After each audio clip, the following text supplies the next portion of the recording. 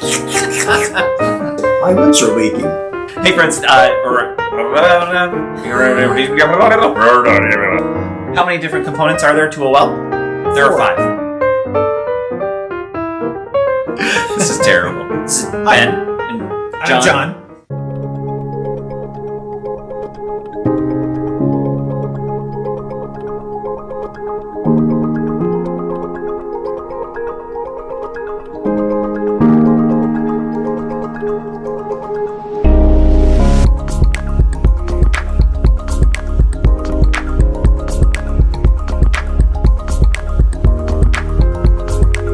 Hey friends, it's Ben and John with my smart team at Exit Realty First, your real estate coaches. We shoot these videos because we know that with the right coach, anybody can be a confident, competent homeowner. They can buy with confidence and they can sell with confidence. We want to talk with you about one thing that I think is really important, especially in a rural area, which is where we live. So the one thing we want to talk with you about is your well.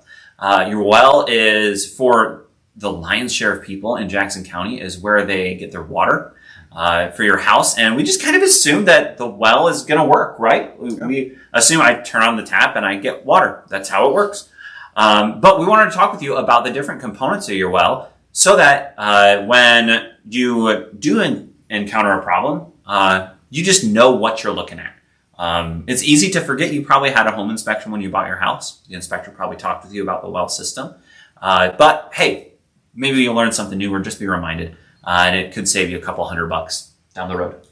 So how many components are there to a well system? Yeah, there are 5 main well components: the casing, the pump, the storage tank for the water after it's been pumped out of the ground, right? The filtration system, and then the check valve. So first, the well casing.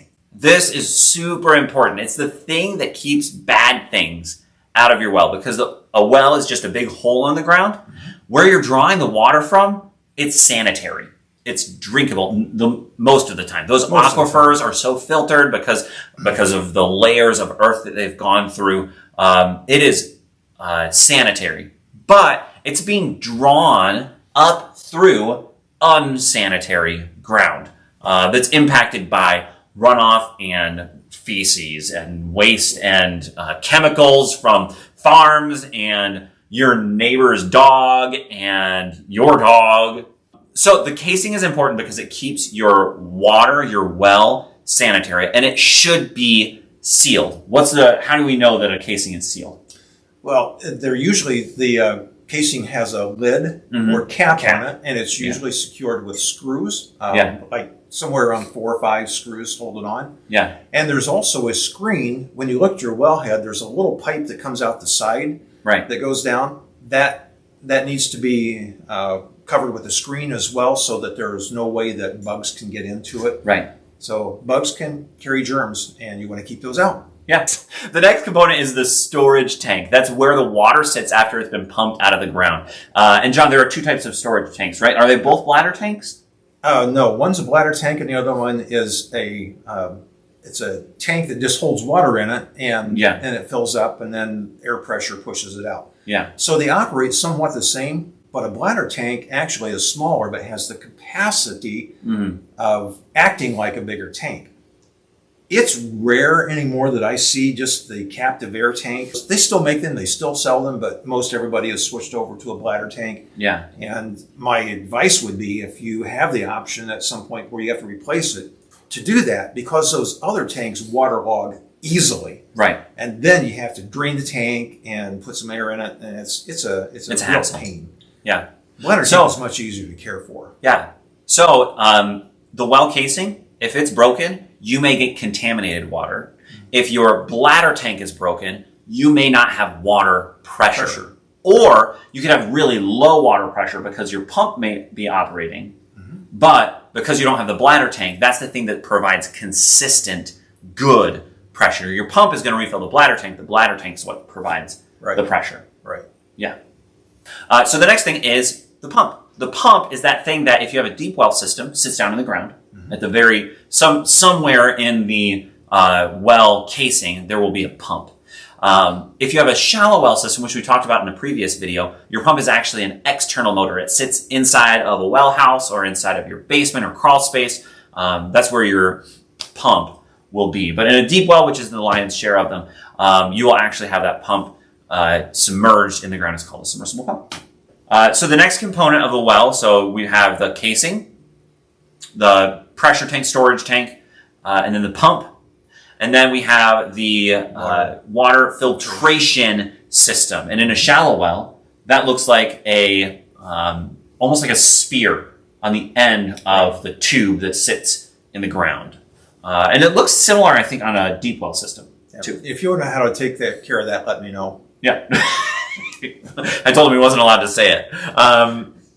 So anyway, the filtration system is important because it filters out sand and just gross little things of your water. You should have a treatment system. If you're drinking your water, it's totally fine to just drink groundwater. Most of the time, it's not going to be a problem. In terms of the water filtration, though, what's on the pump itself or down on the end tip of the shallow well pump, that is not sufficient, in my opinion, for having drinking water. You need to have an internal, inside your house, water filtration system. I do recommend that you have a reverse osmosis filter system, and sometimes you need an iron filter as well.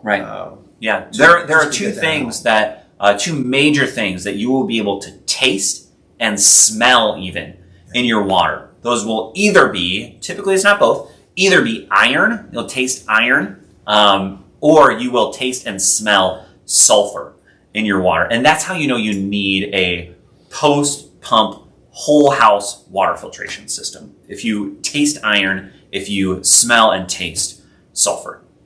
So a doctor friend of mine says, I have so much water filtration system work, you can't believe it. Fish swim in water. Do you know what they do in water? Oh man, some fishy stuff I hear. Yeah, it is fishy. Yeah. All the way. Yeah. So. And yeah, they always do it to scale though. The final bit of your well system is your check valve. Yeah. The check valve prevents water from going back down the pipe so that your bladder tank, your pressure tank has water that fills it. Once water goes one way, it doesn't go back the other way. It doesn't flow back down into the earth. If your check valve is broken, then your water, either you won't get water pressure, it'll stop and be seized, it'll be closed, or it'll be seized open and water will just freely flow back down and could empty out your bladder tank in the direction that you don't want to empty. Right. And you'd have to repump it back up, which takes electricity.